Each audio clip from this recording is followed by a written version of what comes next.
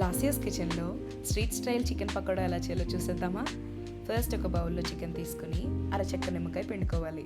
ఇప్పుడు తగినంత ఉప్పు, స్పూన్ కారం, చిటికెడు పసుపు యాడ్ చేసుకుని బాగా కలుపుకోవాలి. ఇప్పుడు ఒక స్పూన్ గరం మసాలా, ఒక స్పూన్ ధనియాల పొడి, కొంచెం పెప్పర్, ఒక స్పూన్ జీరా పౌడర్ యాడ్ చేసుకుని బాగా కలుపుకోవాలి. బీట్ చేసుకుని ఒక ఎగ్ని కూడా యాడ్ చేసుకొని బాగా కలుపుకొని ఈ మ్యారినేట్ చేసిన చికెన్ని 2 hours పాటు పక్కన పెట్టుకోవాలి.